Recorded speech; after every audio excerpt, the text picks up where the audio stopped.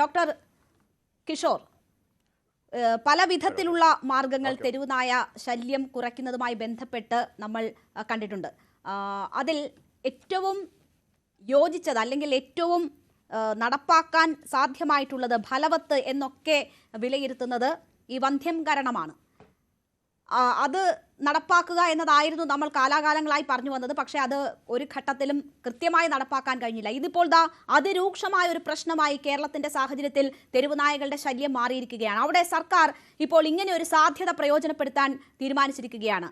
ഈ രോഗബാധിതരായ തെരുവുനായകളെ കൊല്ലുന്നത് കൊണ്ട് ഇപ്പോഴത്തെ ഈ വലിയ പ്രശ്നത്തിന് അടിയന്തരമായി ചെറിയ രീതിയിലെങ്കിലും ഒരു പരിഹാരം കാണാൻ കഴിയുമോ? ഇതിപ്പം ഈ ഒരു ചർച്ച ബഹുമാനപ്പെട്ട ജോസ് മാവേലിയും അദ്ദേഹമൊക്കെ ആയിട്ട് ഞങ്ങള് ഈ ചർച്ച തുടങ്ങിയിട്ട് ഓൾമോസ്റ്റ് 2015 മുതൽ ഞാൻ സ്ഥിരമായിട്ട് തെരുവുനായ പ്രശ്നം വരുമ്പോൾ ചർച്ചയിൽ വരുന്നൊരു വെറ്റിനറി ഡോക്ടറാണ്. കാരണം ഞാൻ തെരുവുനായകൾ 4-5 വർഷം ഡയറക്റ്റ് ആയിട്ടും പിന്നീട് അത് കഴിഞ്ഞിട്ടാണെങ്കിലും എനിക്കൊരു ഇൻട്രസ്റ്റ് ഉള്ള ഏരിയ ആയതുകൊണ്ടാണ് ഞാൻ പലപ്പോഴും ഈ ഒരു ചർച്ചയിൽ വരുന്നത്. അന്ന് മുതൽ നമ്മൾ ഇത് ഡിസ്കസ് ചെയ്യുന്നതാണ് ഈ ഒരു കാര്യം. ഇന്ന് ഒരു റെക്കമെൻഡേഷൻ എന്ന് പറയുന്നത് ഓൾറെഡി റൂൾസിലുള്ളതാണ്. അത് 2023 അമെൻഡ് ചെയ്ത ABC റൂൾസിൽ ഇതുപോലെ അത് വളരെ വ്യക്തമായി പറയുന്നുണ്ട് എങ്ങനെയാണ് യൂത്തനൈസ് ചെയ്യേണ്ടതെന്നും. അതൊരു കമ്മിറ്റി ഫോം ചെയ്തിട്ടാണ് യൂത്തനൈസ് ചെയ്യേണ്ടത്. അല്ലാതെ നമുക്കിത് പ്രകടമായി നാളെ മുതൽ കാണുന്ന എല്ലാ ഡോഗിനെയും പിടിച്ച് യൂത്തനൈസ് ചെയ്യാന്ന് പറയുന്ന രീതിയിലുള്ള ഒരു കാര്യമൊന്നും നടക്കില്ല. കാരണം എന്ന് വെച്ച് കഴിഞ്ഞാൽ വെറ്റിനറി ഡോക്ടർമാർ ചെയ്യുന്ന സമയത്ത് ഇതിനകത്ത് ഏറ്റവും വെറ്റിനറി ഡോക്ടർമാരാണ് ഇതിനകത്ത് ലയബിൾ ആയിട്ട് വെറ്റിനറി ഓർഡർ കൊടുക്കും വെറ്റിനറി ഡോക്ടർക്ക്. അത് വെറ്റിനറി ഡോക്ടറുടെ ലൈസൻസിനെ ബാധിക്കുന്ന ഒരു ഇഷ്യൂ ആണ്. കറക്റ്റ് ആയിട്ടുള്ള ഡോഗിനെ അല്ല അവര് യൂത്തനൈസ് ചെയ്യുന്നുണ്ടെങ്കിൽ ഏറ്റവും കൂടുതൽ ബാധിക്കുന്നത് വെറ്റിനറി ഡോക്ടറെ തന്നെയാണ്. അതുകൊണ്ട് വെറ്റിനറി ഡോക്ടർമാര് എപ്പോഴും അത് യൂത്തനൈസ് ചെയ്യേണ്ട ഒരു സിറ്റുവേഷൻ. യൂത്തനൈഷ്യ എന്ന് പറയുന്നത് ഒരിക്കലും തെറ്റായ കാര്യമൊന്നുമല്ല. ദേവദം നടത്തേണ്ട ഒരു ഡോഗിലോ ക്യാറ്റിലോ അല്ലെങ്കിൽ ഏത് മൃഗത്തിലും ദേവദം നൽകാനുള്ള അധികാരം വെറ്റിനറി ഡോക്ടർക്ക് നമ്മൾ ഡിഗ്രി എടുക്കുമ്പോൾ അതിന്റെ കൂടെ കിട്ടുന്നതാണ്. അത് ഉപയോഗപ്പെടുത്താം. ഇത് ശരിക്കും ചെയ്യാൻ പറ്റുമോ ഇല്ലയോ എന്നുള്ള ഒരു ടെക്നിക്കൽ ക്വസ്റ്റ്യൻസ് പലയിടത്തും വരാം. രണ്ടാമത്തെ കാര്യം എന്ന് പറയുന്നത് പെർസെൻറ്റേജ് ഓഫ് റേബിഡ് ഡോഗ്സ് എന്ന് പറയുന്നത് 50% എന്നൊക്കെ പറയുന്നത് ഇല്ല. കാരണം അങ്ങനെ ഉണ്ടെന്നുണ്ടെങ്കിൽ നമ്മൾ തന്നെ എല്ലാവരും തീരേണ്ട സമയമായി. വളരെ ചെറിയൊരു പെർസെൻറ്റേജ് ഡോഗ്സിലെ ഈ രോഗം ഉള്ളൂ. അതുകൊണ്ട് തന്നെ ഏത് ഡോഗിന് റേബീസ് ഉണ്ടോ ഇല്ലയോ എന്നുള്ളത് ഈ രോഗത്തിന്റെ പ്രത്യേകത കൊണ്ട് കാരണം മരിച്ചു കഴിഞ്ഞാൽ മാത്രമേ നമുക്കിത് പ്രൂവ് ചെയ്യാൻ പറ്റുള്ളൂ. അതുകൊണ്ട് തന്നെ എങ്ങനെയാന്ന് വെച്ച് കഴിഞ്ഞാൽ ABC റൂൾസിന്റെ നമ്മളൊരു നിയമമുള്ള ഒരു രാജ്യമാണ്. നമുക്ക് ആ നിയമം പാലിക്കുക എന്നുള്ളത് മാത്രമേ പറ്റുള്ളൂ.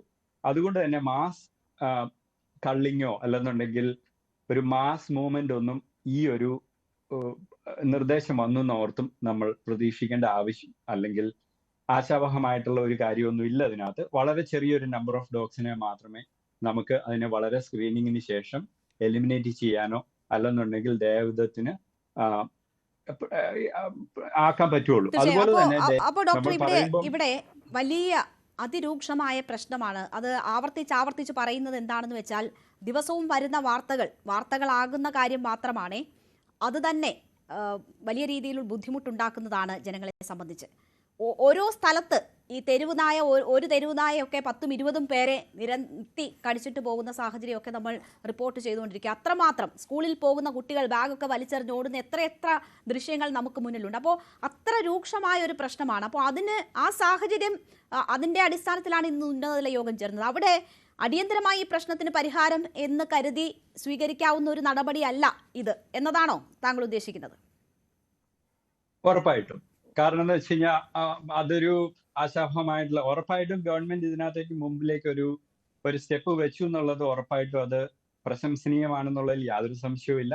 പക്ഷെ ഇതെന്ന് പറയുന്നത് ഒരു ഡ്രമാറ്റിക് ഡിഫറൻസ് നാളെ മുതൽ കേരളത്തിൽ കൊണ്ടുവരും എന്നുള്ളതിനകത്ത് ഒരിക്കലും അതിനകത്ത് വിശ്വസിക്കേണ്ട ആവശ്യമില്ല. അതുപോലെ തന്നെ വേറൊരു കാര്യമുള്ളതെന്ന് വെച്ച് കഴിഞ്ഞാൽ നമ്മളിത് പറയുമ്പോൾ പല ഏരിയാസ് ഉണ്ട്. അതായത് നമ്മൾ ഈ തെരുവുനായ പ്രശ്നം പറയുമ്പോൾ നമ്മൾ രണ്ട് കാര്യങ്ങൾ മാത്രമാണ് എപ്പോഴും സംസാരിക്കുക. ഒന്ന് കൊല്ലുക, 2 ABC ചെയ്യുക.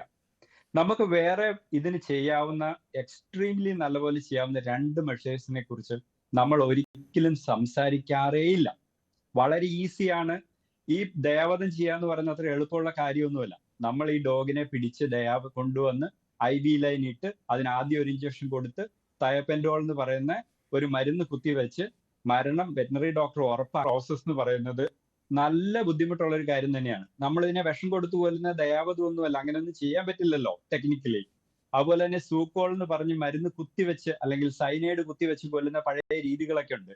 അതൊക്കെ വളരെ വ്യക്തമായി കോർട്ടിൽ എതിർക്കപ്പെടുകയും ഇതിനെതിരെ വളരെ ബലവത്തായിട്ടുള്ള ഓർഡർ നിമിഷങ്ങൾക്കുള്ളിൽ ഇറങ്ങുകയും ചെയ്യും. അതുകൊണ്ട് തന്നെ അത്തരം കാര്യങ്ങളിലേക്ക് നമ്മൾ പോവാതിരിക്കുകയോ ചർച്ച ചെയ്യാതിരിക്കുകയാണ് നല്ലത്.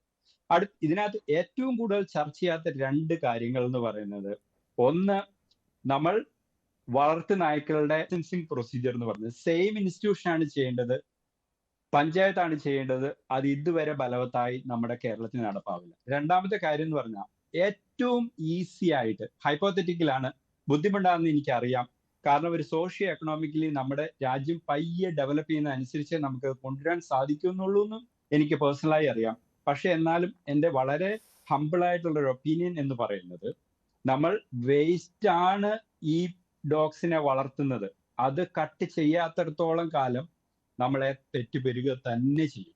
സോ എന്തുകൊണ്ട് നമ്മൾ ഈ പറയുന്ന ഇവരെ നിർത്തലാക്കാൻ ഏറ്റവും നല്ല മാർഗം എന്ന് പറയുന്നത് ഹൈപ്പോത്തറ്റിക്കലി ആണ് കേട്ടോ. കാരണം എനിക്കറിയാം കേരളത്തിൽ ജീവിച്ച് ഞാനിപ്പോ പുറത്താണ്, പക്ഷെ കേരളത്തിൽ എനിക്കറിയാം കേരളത്തിലെ സ്ട്രീറ്റിന്റെ സിറ്റുവേഷൻ, എത്രമാത്രം ഫുഡ് പുറത്ത് അവൈലബിൾ ആണെന്നുള്ളത്.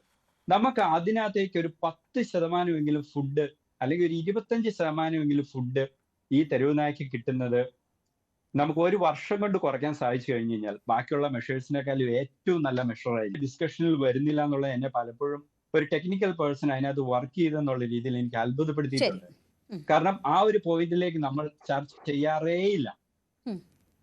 തീർച്ചയായും കഴിഞ്ഞ തവണകളിൽ നമ്മൾക്കറിയാം ഒരു ഇടവേള എന്ന നിലയിൽ നമ്മൾ ഈ വിഷയം പലപ്പോഴും ചർച്ചയാക്കുന്നത്. അപ്പോഴൊക്കെ ഈ ഒരു കാര്യം ഉയർന്നു വരാറുണ്ട്. എനിക്ക് തോന്നുന്നു ഡോക്ടർ കിഷോർ തന്നെ ഇതിനു മുമ്പും ഇത് വലിയ ലേഖനങ്ങളൊക്കെ ഇതുമായി ബന്ധപ്പെട്ട് എഴുതിയിട്ടുള്ളതാണ്. എല്ലാവരുടെയും, അധികൃതരുടെയും പൊതുജനങ്ങളുടെയും ഒക്കെ ശ്രദ്ധയിൽ കൊണ്ടുവരാൻ ഉതകുന്ന തരത്തിൽ അത് പലകുറി പറയാൻ ശ്രമിച്ചിട്ടുള്ളതാണ്. പക്ഷെ അതൊന്നും സാധ്യമായിട്ടില്ല. നമ്മൾ ഈ ദുരന്തം ഇങ്ങനെ നേരിട്ടുകൊണ്ട് തന്നെ ഇരിക്കുകയാണ് ദിവസവും എന്നതാണ് സാഹചര്യം. നമുക്കൊപ്പം